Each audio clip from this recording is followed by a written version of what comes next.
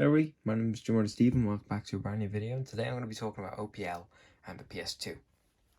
And we're going over all the stuff for once you've done the ELF file. I'm just going to call it ELF files. Once you've got them on, but stuff is not showing up properly. So I'm just going to show you that once you've got all the files stored on here, on your memory card, and once you want to start playing games. So that's all you want to turn on your ps2. You want to make sure you have your OPL file stored on the first card you have in. The second one can be for game data.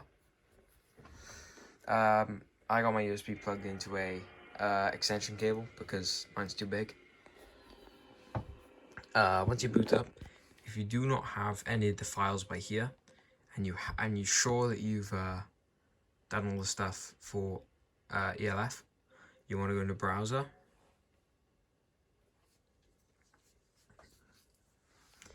You want to go in the memory card that you're sure all your stuff is stored on. So for me, that's memory card 1. You want to hold down R1 on your controller, hold it down and then leave. So you got to keep holding it and then leave that. And there should be OPL. Once you open OPL, and this is something people don't talk about a lot, when you're storing games on this or ISOs, you want to put down, so you want to mount it, and then you want to look at the bottom with all the numbers and the word before it. So for me, you want to look, so let me just boot up this quickly. You want to be looking for ones that say that, and that. Once you press mount on the ISO, and you want to copy that to the folder where you're storing the games. So that's your USB stick, and rename the games that dot at the end, and then what you want to call them in here. So for me, for Call of Duty World at War, you would put that down and then put a dot at the end. So right next to 7, you put a dot. You'd put CODWAW and then put .ISO after the WAW. But it should normally do ISO after that. Same with all the others. You'll find it on mount and then unmount it and then put the file in.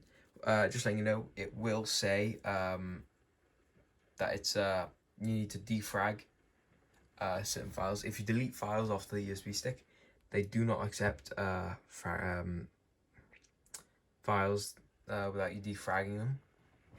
Certain files, so because yeah, so if that does pop up, choose defragler and then defrag the files, because they will not allow files like that. For stuff like when you're in here and it won't let you go to the games list, or when you do figure out to get in the games list, your stuff is not showing up, you want to go into settings. You want to go down to this. You want to go to BDM start device, because if you're using a slim like mine and you have a USB stick plugged in, you'll mainly want to go to BDM. You want to select manual. So if you click on it, you can scroll. You want to go to manual, then you want to go block devices, press X, and then make sure that these two by here are turned off. On, sorry.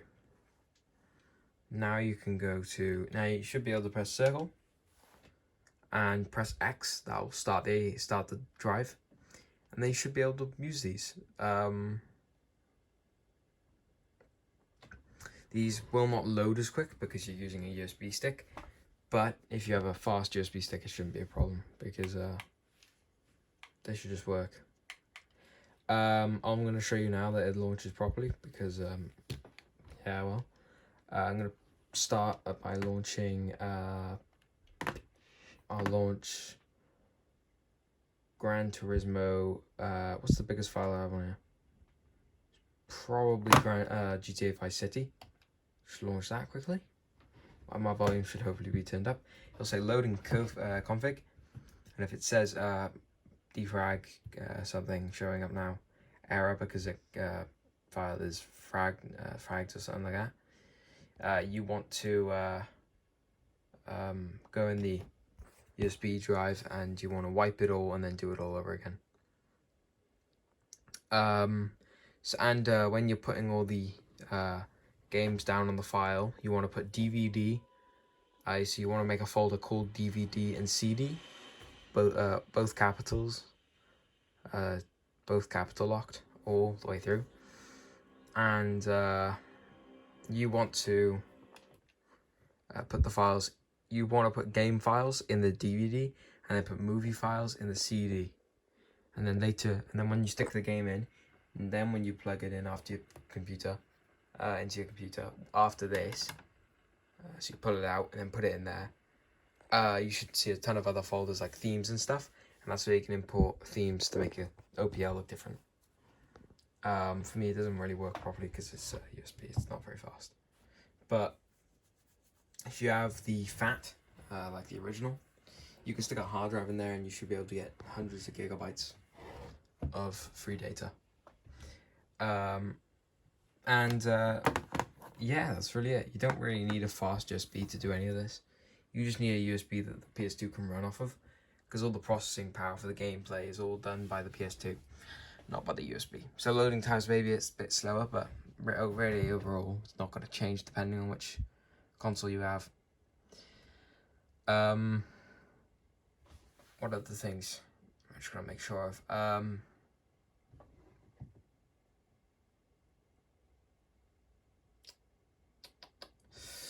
Make sure as well, when you have that plugged in, you want to make sure that your USB device is plugged in the slot 1. I don't know why, it just doesn't work for me otherwise. And also, like I said, make sure you use the PS2. Mine's a 7002. Make sure they don't. If you have a PS2 9000, which is only the slims, all the fats work. Only the slims don't work if they're above 9000. So just look on the bottom, like just lift it up like this, and it should say right there what PS2 you have, or you can look in the BIOS. So, or you can look in system information, and you should be able to find out which one. As well, in this, during playing, you can open the disk drive and do all that, because like I said, the game's running off of USB. All my games work, and just be careful. Just remember, do not go taking off games. You can only add games. If you want to take off games, you gotta wipe the entire folder, because otherwise it doesn't work. As well, you can't really put files bigger than 4 gigabytes on there, because it's a FAT32. FAT32 doesn't allow more than 4 gigabytes of data. And look, it's all working. It's all running fine. It doesn't run any slower than what it would off a disk, except if you count loading times. If you don't count loading times, games as fun as it would be on a CD. You can't. This is the only GTA you can really run, except for Liberty City Stories, because it's below 4 gigabytes. But yeah, the game runs good. It doesn't run any different than it would on a CD.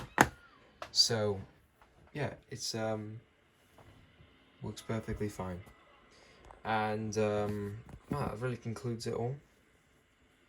Just make sure you have a pretty big USB stick, because you'll want to store more games on there. Like I said, don't take games off. I'm gonna have comments on this video, so you can ask me questions about why and what you can do. I'll answer any of your questions. And stay tuned for the next one. Bye guys.